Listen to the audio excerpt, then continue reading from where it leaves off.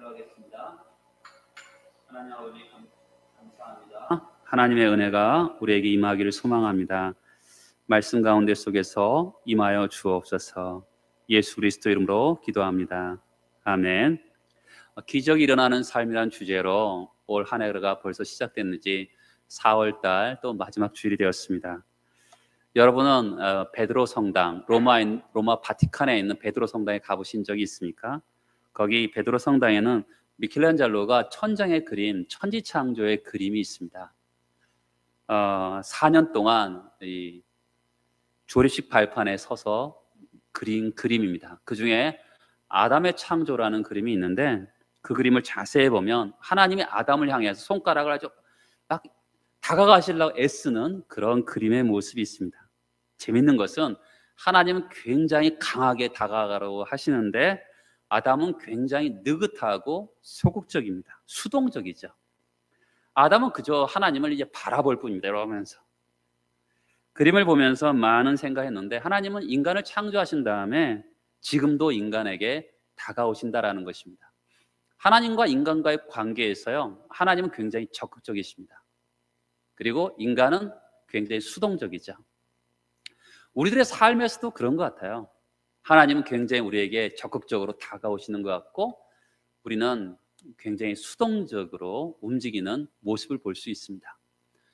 오늘 주제가 동행인데 동행의 히브리 말은요, 우리를 하나님 앞세우시고 그 다음에 떠밀고 가신다라는 뜻을 가지고 있어요. 사실은 우리가 보통 동행하면 이렇게 옆으로 가는 느낌을 받잖아요. 근데 이 동행의 히브리 말의 진짜 의미는 우리를 앞세우시고 떠밀고 가시는 거죠. 꼭 목자가 양을 끌고 가는 것처럼 그런 모습이 동행의 의미라고 볼 수가 있습니다. 에녹이 우리에게 보여준 믿음의 특징이 있는데 창세기 5장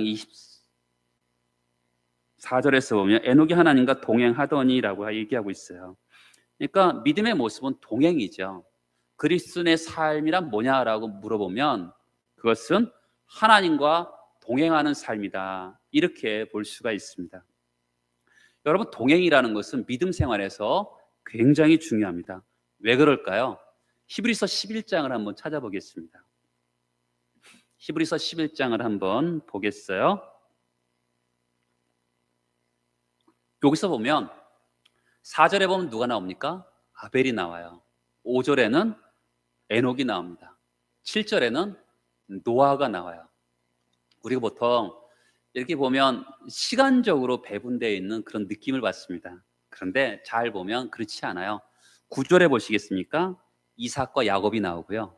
11절에 보면 사라가 나옵니다. 여러분, 순서적으로는 사라가 먼저 나와야 돼요.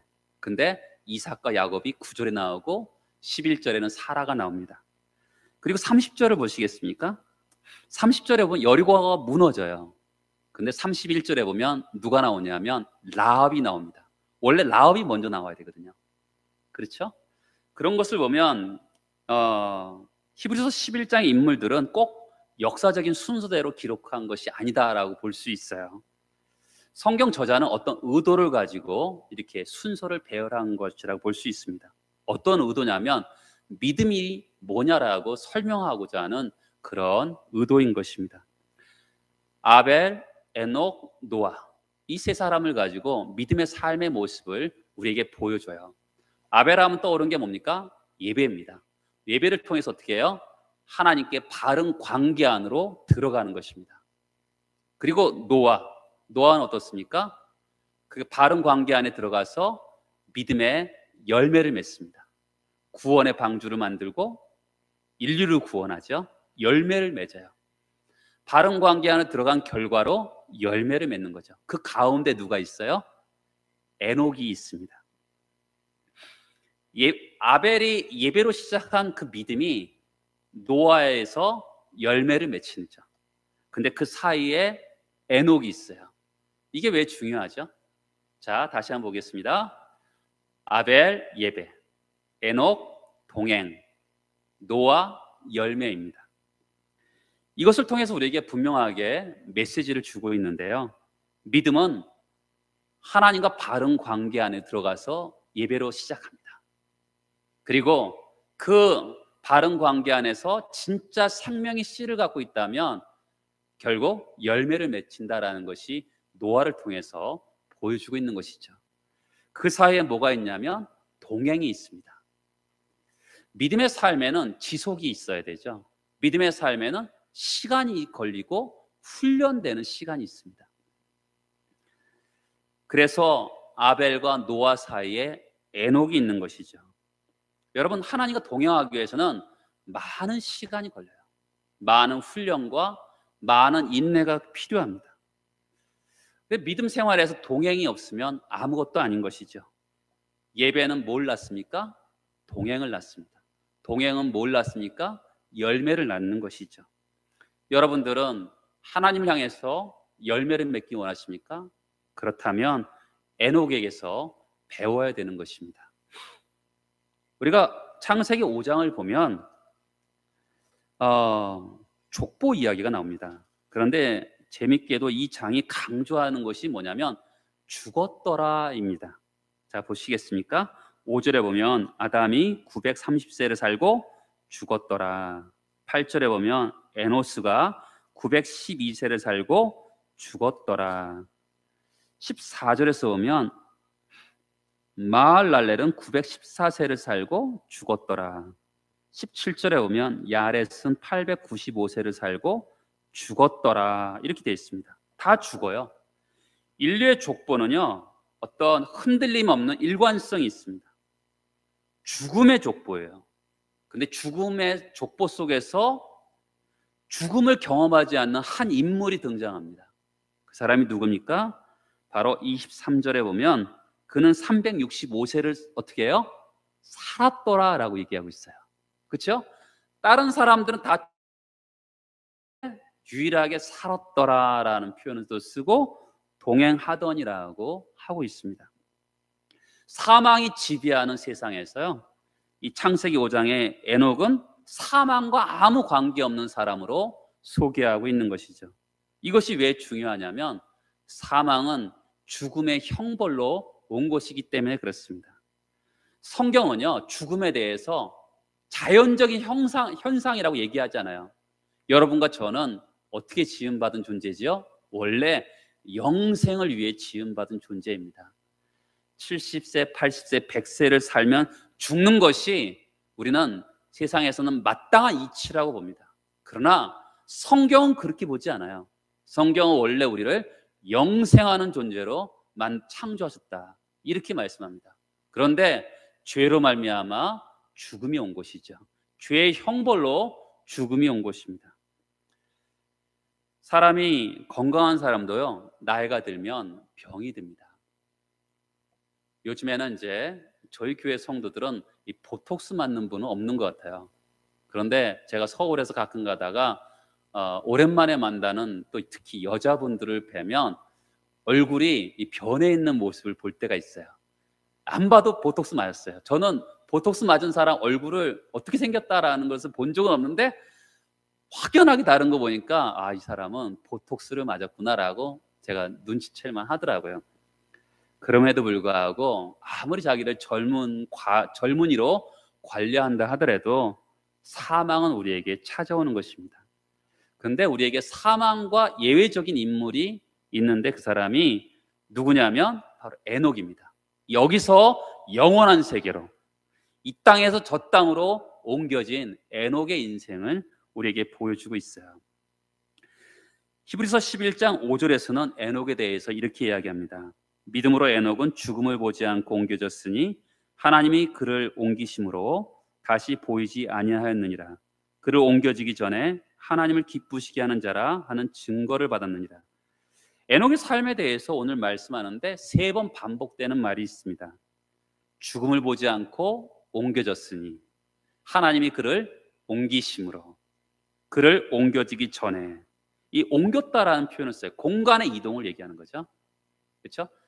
여기서 하나님의 집으로, 여기서 우리의 참된 집으로, 여기서 영원한 안식의 세계로 옮겨졌다, 이렇게 표현하고 있는 것이죠. 에녹의 옮겨짐을 통해서 우리에게 말씀하는 것이 있습니다. 그것은 우리에게 본향이 있다라는 것입니다. 아버지 집이 확실하게 있음을 우리에게 보여주고 있는 것이죠. 우리는 기독교인의 삶을 여기서 이야기할 수 있죠. 이 땅이 영원한 것이 아니다. 그것이 그러면서 저 땅을 바라보면서 사는 것이 기독교인의 삶이고, 그래서 하늘의 보화를 쌓는 것이고, 그리고 우리는 주님이 나를 언젠가는 옮겨주실 것을 믿고서 그것을 기다리는 삶이 성도의 삶이다, 이렇게 볼 수 있는 것이죠. 에녹의 삶의 특징은 뭘까요? 창세기 5장 22절에서 보면 모두셀라를 낳은 후 300년을 하나님과 동행하며 자녀를 낳았다 합니다. 그리고 365세를 살아요. 여러분, 에녹은 365년을 삽니다. 그러면 상식적으로 말해서 하나님과 365년을 동행했다라고 해야 되는데, 그렇게 이야기하지 않고요, 300년을 동행했다라고 표현하고 있어요. 어떤 기점을 얘기합니다. 아들을 낳은 후 이렇게 하나님과 동행하기 시작했다, 이렇게 표현하고 있어요. 종종 하나님 믿는 계기가 있죠. 어떤 분은 병 중에서, 어떤 분은 자동차 사고로 인해서 이렇게 하나님을 만나는 경험을 하는 분들이 있습니다. 그리고 하나님과 동행하는 분들이 있는데, 이 에녹은 아들이 태어나면서부터 하나님과 동행했다, 이렇게 표현하고 있는 것이죠. 그럼 그전에는 어떻게 살았을까요? 동행하기 이전, 65세 이전에는 어떻게 살았을까요? 남들과 똑같이 살았죠. 남들이 생각하는 가치관처럼, 세상 사람들이 가치롭게 여기는 것을 가치롭게 여기고, 그러다가 어느 순간에 터닝 포인트가, 방향 전환점이 생기는 거죠. 분명하게 그의 삶에 구분되는 삶이 생기는데, 아들이 바로 태어나면서부터 그의 인생이 달라졌다, 이렇게 표현하고 있습니다. 제가 이번 주 새벽 기도하면서, 제가 이번 주 에녹에 대해서 설교를 할 테니까 창세기 4장과 5장을 좀 읽어봐 주세요라고 제가 부탁을 드린 적이 있습니다. 여러분, 창세기 4장 25절에 보면 아벨 대신에 다른 씨를 주었어요. 그리고 26절에 보면 셋이 드디어 여호와 이름을 불렀다, 이렇게 표현하고 있습니다. 그리고 창세기 5장에서 보면 살고 죽고 살고 죽고, 이런 표현이 있어요. 특별하게 그들이 어떤 업적이라든지 어떤 큰 그것이 나와 있지 않아요. 그냥 셋의 자손이, 아벨 대신 주신 셋의 자손은 그렇게 되어 있습니다. 그런가 하면 가인의 후손은 다르게 되어 있어요. 우리는 보통 가인의 후손 하면 나쁜 놈 생각하잖아요. 그렇죠? 그런 것처럼 이 가인에는 다른 표현이 있어요. 자, 보시겠어요? 4장 17절에 보면 가인이 성을 쌓습니다. 그리고 19절에 보면, 4장 19절에 라멕이 아내가 몇 명이에요? 2 아내를 맞이해요. 드디어 하나님의 에덴 동산에서 일부 일처제가 깨지기 시작합니다. 그렇죠? 그 다음에 20절에 보면 야발이 가축을 치는 자의 조상이 돼요. 지금까지는 어떻게 먹고 살았을까요? 배가 고프면 나가서 창으로, 활로 짐승을 잡아서 먹기 시작했는데, 그러다가 어느 날 가축을 치는 자가 되었던 거죠. 잡아서 집에서 기르기 시작한 것입니다. 경제가 발전했죠. 산업이 발전하기 시작합니다. 그리고 21절에 보면 유발이 등장하는데, 수금과 퉁소를 잡는 모든 자의 조상이 돼요. 음악을 하고 사람들에게 기쁨을 누리게 되는 그런 환경이 조성이 됩니다. 그리고 22절에 보면 두발 가인이 구리와 쇠로 여러 가지 기구를 만듭니다. 이 구리와 쇠로 기구를 만드는데 날카로운 기구를 만든 거예요. 무기를 만든 거죠. 왜 무기를 만들었을까요? 자, 가인이 성을 만들었습니다. 지금 자녀들이 어때요? 라멕의 자녀들이 다 발자예요. 유발, 야발, 두발 가인, 다 발자가 들어가요. 3명의 아들이 있는데 이 3명의 아들이 각자 어떤 일을 해요. 산업이 발전하죠. 목축을 해서, 그리고 음악을 발전시키고, 그것을 지키기 위해서, 산업이 발전된 걸 지키기 위해서는 뭐가 필요해요? 무기가 필요한 것이죠. 우리 세계에 전쟁이 종종 있잖아요. 왜 일어나겠어요? 종종 보면 민주주의를 얘기하고 그렇지만 그 깊은 내면에 들어가면 다 경제의 문제죠. 그렇죠? 지금 무기를 왜 만들어요? 그것을 지키기 위해서 무기를 만드는 거죠. 여러분, 여기서 우리 4장과 5장이 확연하게 드러나는 게 있습니다. 그것은 4장 가인의 후손들은 어때요? 뭔가 업적을 남기고 굉장히 뭔가면 셋. 여러분, 셋의 자손을 통해서 예수님이 등장해요. 그런데 아무런 업적이 등장하지 않아요. 아무것도 살고 죽고. 에녹도요, 사실은 하나님과 동행했다라는 표현만 했지 아무런 것도 없어요. 이들도 분명 셋째 선도 산업도 발전시키고 또한 음악도 발전시켰을 거고 여러 가지 그런 삶을 분명히 살았을 것입니다.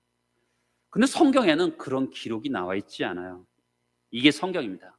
세상의 관심은 뭐예요? 뭔가 이루는 것이죠. 업적과 성취에 관심이 많습니다. 최초로 뭘 했다, 이루었다, 이것에 관심이 많습니다. 근데 하나님의 관심은 4장과 5장을 통해서 우리에게 보여주는 것이 뭐죠? 하나님은 너희들이 어떻게 믿음으로 살았나, 그렇죠? 너희들이 어떻게 하나님과 바른 관계 안에 들어가 있는가, 여기에 관심이 있다는 것을 알 수가 있어요. 그렇죠? 성경에서 보면, 성경에서는 잘 드러나지 않지만 이스라엘의 북왕국 이스라엘 오므리 왕조가 있어요. 그 오므리 왕조는 북쪽 이스라엘 가장 강력한 왕국이었습니다. 근데 성경은 그들에 대해서 자세하게 기록하지 않아요. 엄청난 강력한 왕이었는데도 악하였더라, 이렇게 끝나요. 성경의 기록 방법이 그렇습니다. 하나님은 우리에게 그러니까 어디에 관심이 있는 거예요? 그 사람이 돈을 많이 벌고 어떤 업적을 많이 남기는 것에 관심 있는 것이 아니라 하나님과의 믿음의 관계에서 어떤 삶을 살았는가, 여기에 관심 있는 것을 성경을 통해서 우리에게 보여주고 있는 것이죠. 하나님과 같이 하는 거죠. 하나님이 가라 하면 가고 떠나라 그러면 떠나고 있으라면 있고 멈추라 하면 멈추는, 하나님과 동행하는 것이 하나님의 기대인 것을 알 수가 있습니다. 우리가 사는 세상은 평가하는 기준이 뭐예요? 야, 그 사람 돈을 많이 벌었더라. 그 사람 높은 위치에 갔더라. 거기에 관심이 있지만 하나님의 관심은 하나님과 동행하는 것입니다. 에녹도 아들을 낳기 전에는 똑같이 살았을 것입니다. 돈 많이 벌고 산업도 일으키고 집안도 일으키고 했을 거예요. 근데 아들을 낳은 순간부터는 인생을 보는 눈이 달라졌죠. 그렇다고 그가 목사가 되고 선교사가 됐냐? 그렇진 않아요. 그가 똑같이 목축도 하고 농사도 짓고 음악도 하면 살았을 겁니다. 그런데 똑같이 했지만 다른 거죠. 하나님과 동행하는 삶을 살았기 때문에 다른 삶을 시작하는 것을 보게 됩니다. 이것을 뭐라 그래요? 회심이라 그러죠. 회개라 그러죠. 인생의 방향 전환, 돌이키는 순간을 회심, 회개라 그러는데 바로 이 에녹이 65세 아들을 낳은 후부터 그런 일이 발생했다라고 볼 수가 있는 것이죠. 근데 동행에 대해서 사실 잘 모르겠어요. 신약은 이렇게 표현해요. 유다서 14절과 15절에 보면 아담의 7대 손 에녹이라고 하고 있어요. 여러분, 7이라는 숫자는 굉장히 의미가 있거든요. 중요한 인물인 에녹을 7대 손에 배치를 해요. 그리고 에녹이 이 사람들에 대하여 예언했다 합니다. 에녹이라는 이름 뜻 자체가 가르치다, 교수하다, 전파다라는 뜻을 가지고 있어요. 그가 그 이름대로 예언하면서 삽니다. 이렇게 하죠. 보라, 주께서 그 수만의 거룩한 자와 함께 임하셨나니 이는 무사람을 심판하사 모든 경건하지 않은 자가 경건하지 않게 행한 모든 경건하지 않은 일과 또 경건하지 않은 죄인들이 주를 거슬러 한 모든 완악한 말로 말미암아 그들을 정죄하려 하십니다. 이 두 구절 속에요, 경건하지 않다라는 표현이 4번이나 나와요. 여러분, 이 경건하지 않다, 우리는 보통 경건하지 않다 하면 기도만 하지 않고 그다음에 성경 많이 안 보는 사람을 경건하지 않다라고 얘기할 수 있는 하는 경우가 있는데 성경은 그렇게 얘기하지 않아요. 영어로 말하면 ungodly로 돼 있어요. un은 부정어잖아요. 거기다 god에다가 부사 ly를 쓰는데요. 그러니까 하나님을 떠난 사람을 성경은 경건하지 않은 자, 성경에서 악인이라고 나오잖아요.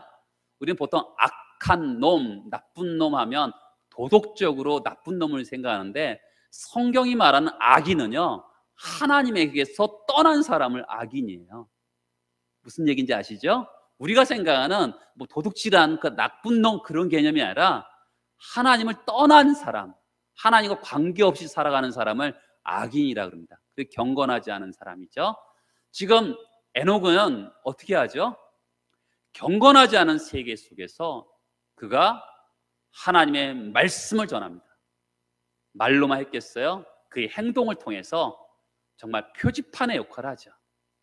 그렇죠? 우리가 표지판을 보면서 이 신호등을 보면서 우리가 어떻게 가야 될지 갈 길을 찾는 것처럼 표지판을 보면서 사는 것처럼 그의 인생이 하나님과 동행하면서 사람들에게 하나님과 동행하는 것에 대해서 하나님의 말씀을 자기 몸으로 사람들에게 보여주고 살았던 것을 보게 돼요. 그러면 우리가 동행한다는 게 뭘까요? 동행은 영어로 이렇게 보면 walk to with God이에요. 하나님과 함께 걷는 것입니다. 근데 믿음의 삶을 성경은 이렇게 표현해요. 따라서 해보시죠. 길. 그렇죠? 우리가 성경은 우리 믿음의 삶을 길로 표현해요. 성경이 이렇게 내 길을 여호와께 맡기라. 내가 가는 길을 그가 아시나니. 이렇게 표현하죠. 길이에요. 여러분, 우리 인생을 성경은 길로 표현해요. 하나님은 우리 처음과 나중을 다 아시는 것이죠. 동행할 때, 이 길을 동행할 때 세 가지를 알아야 되는데 첫 번째는 목적지를 알아야 돼요. 목적지가 없으면 방황하잖아요. 여러분, 우리의 목적지가 어디예요? 천국이죠. 아버지 집이죠. 영원하신 참된 안식의 집이 우리의 목적지입니다. 거기까지 하나님과 동행하는 것이죠.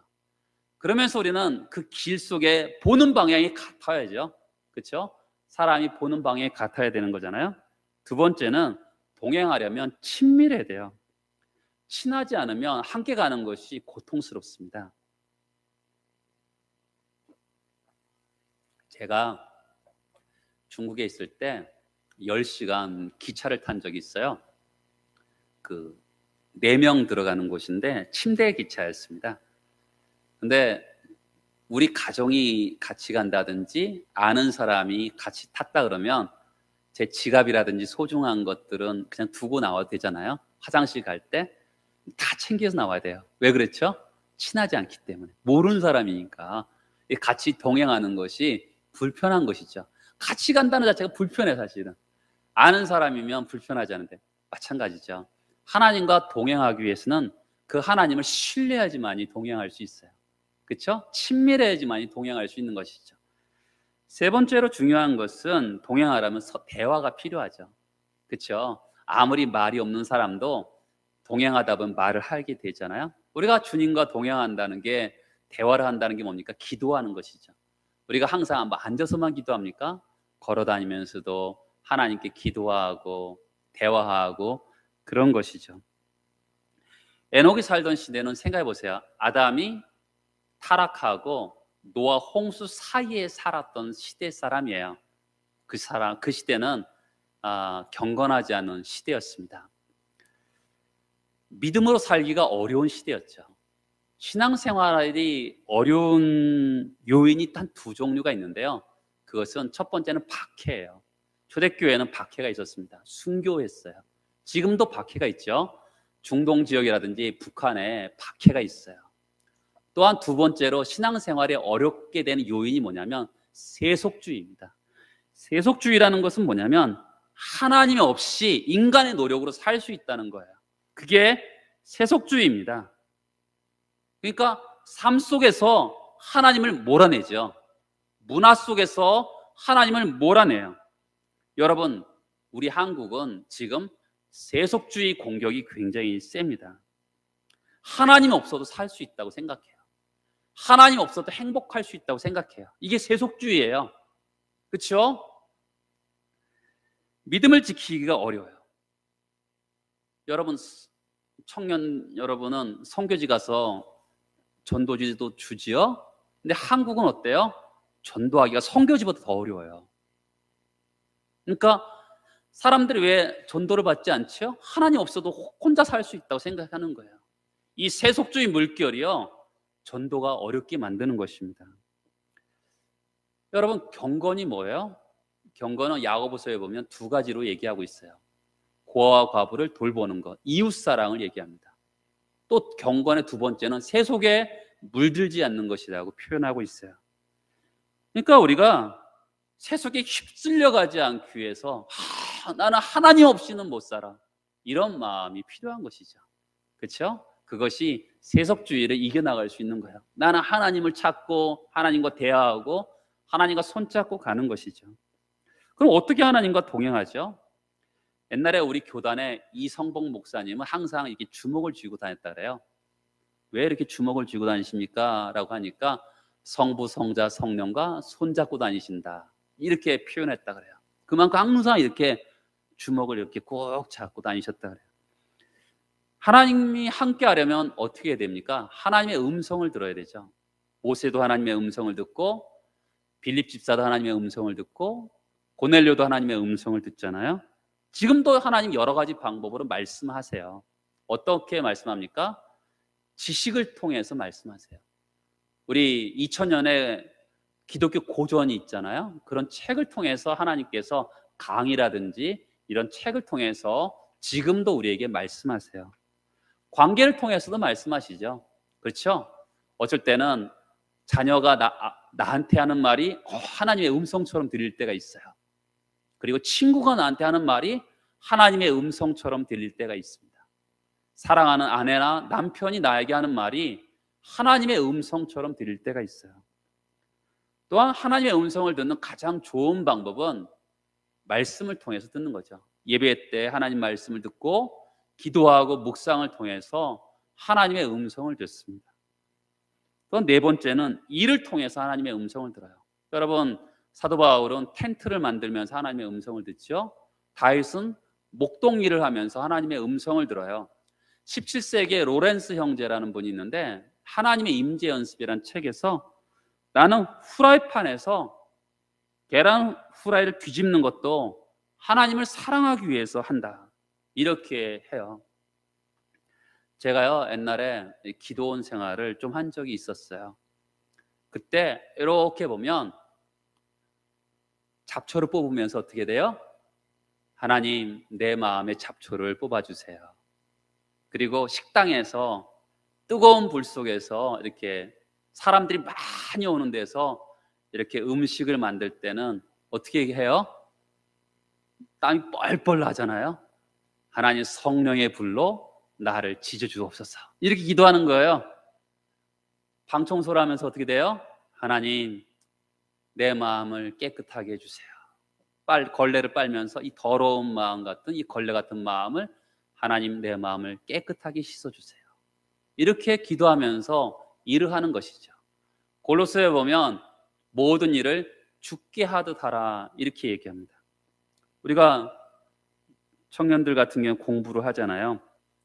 나중에 내가 훌륭한 사람을 위해서 공부한다, 이런 마음은 이 골로새서의 말씀하고는 달라요. 여러분, 우리가 모든 일을 죽게 하듯 하라 그러잖아요. 주님을 위해서 공부하는 거예요. 주님 때문에 공부하는 거죠. 우리가 이게 개념이 다르잖아요. 내가 나중에 훌륭한 사람이 되기 위해서 공부한다랑 현재 주님 때문에, 내가 현재 주님 때문에 공부하고 주님을 위해서 공부하고 그 다음에 주의 도움을 믿으면서 공부하는 거죠. 중심이 다르잖아요. 그렇죠? 골로새의 말씀처럼 주님께 하듯이 공부를 하는 것이죠. 그것이 성경의 정신입니다. 또 자연을 통해서 하나님의 음성을 듣죠. 주님의 높고 위대하심을, 그 찬송을 지었던 스웨덴의 시인은요, 아프리카 빅토리아 폭포 앞에서 그 시를 지었다 그래요. 하나님의 감동, 자연을 통해서 하나님의 음성을 듣기도 하죠. 또한 고난을 통해서도 하나님의 음성을 들어요. 그렇죠? 우리가 지금의 코로나 바이러스를 통해서 굉장히 어려운 상황인데 이를 통해서 하나님의 음성을 듣습니다. 고난은 하나님의 이 확성기라 그러잖아요. 평상시에 잘 못 알아들으니까 고난을 통해서 크게 하나님 우리에게 말씀하시는 겁니다. 하나님은 우리에게 이런 음성을 들려주시죠. 지식을 통해서, 관계를 통해서, 일을 통해서, 또한 예배를 통해서, 또한 자연을 통해서, 고난을 통해서 우리에게 말씀하시는 거예요. 여러분들은 어떤 경로를 통해서 하나님의 음성을 듣고 동행하고 계십니까? 여러분, 문제는 주님과 동행을 언제 하는가예요. 오늘 해야 되죠. 성경에서 미루다 망한 사람 있죠. 애굽의 바로에게 이스라엘 백성들을 오늘 보내주세요라고 부탁을 하는데 바로는 자기 이름대로 하지 않아요. 바로 해야 되는데 미루다가 망하죠. 그렇죠? 자기 이름처럼 바로 보내면 되는데 그러지 못하고 미루다가 그 애굽 전체가 망하게 됩니다. 여러분, 톨스토이 세 가지 질문을 아세요? 이 세상에 가장 중요한 사람은 누구입니까? 오늘 나와 함께하는 사람입니다. 오늘 나와 함께하는 사람이에요. 이 세상에서 가장 중요한 일은 무엇입니까? 내가 지금 하고 있는 일입니다. 이 세상에 가장 중요한 시간은 언제입니까? 지금입니다. 이런 표현을 한 적이 있어요.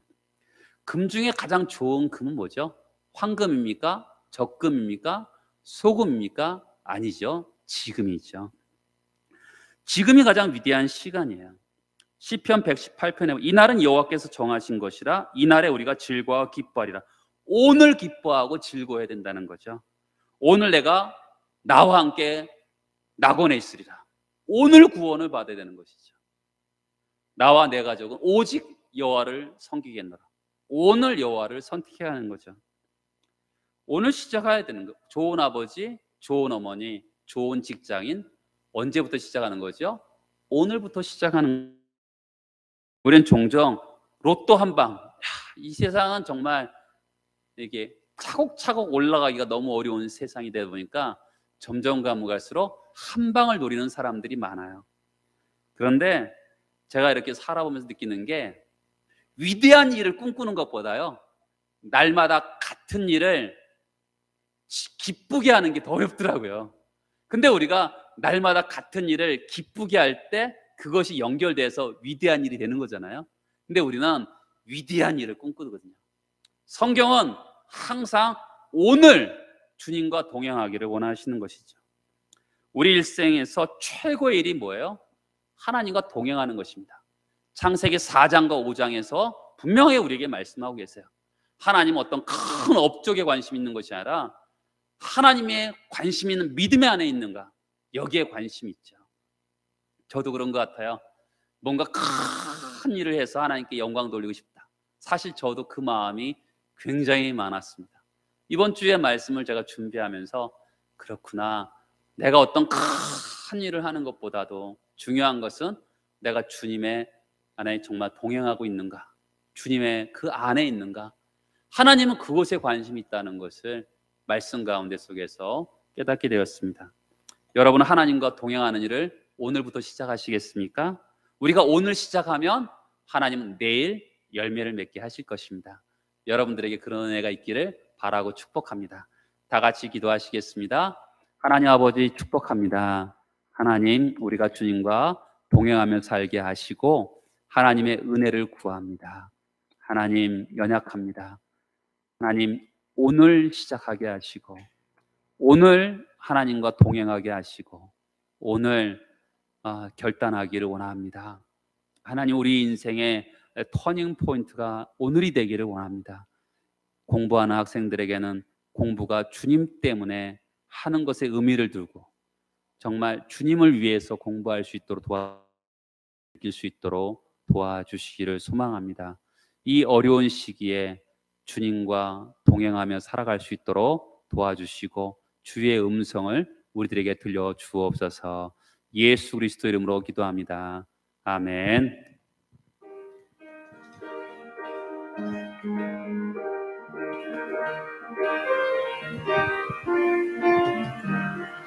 주와 같이 길 가는 것 즐거운 일 아닌가. 우리 주님 걸어가신 발자취를 밟겠네. 한 걸음 한 걸음 주 예수와 함께 날마다 날마다 우리 걸어가리.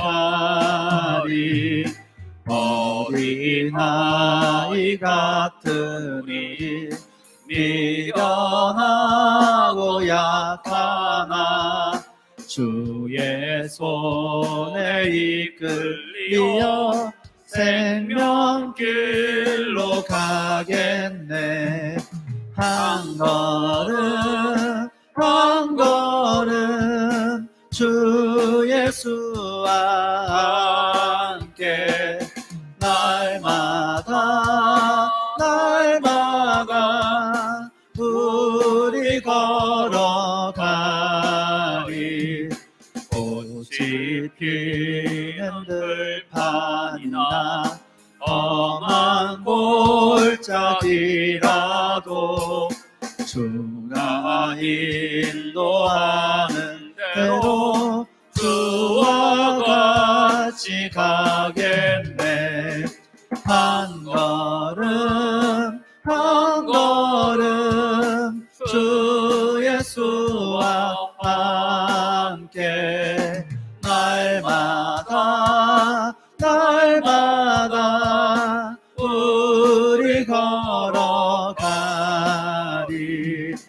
옛 선지자 에녹같이 우리들도 천국에 들려 올라갈 때까지 주와 같이 걷겠네. 한 걸음 한 걸음 주 예수와 함께 날마다 날마다 우리 걸어가리.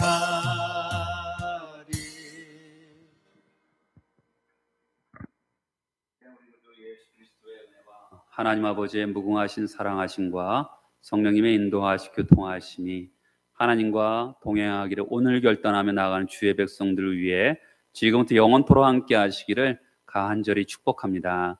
아멘.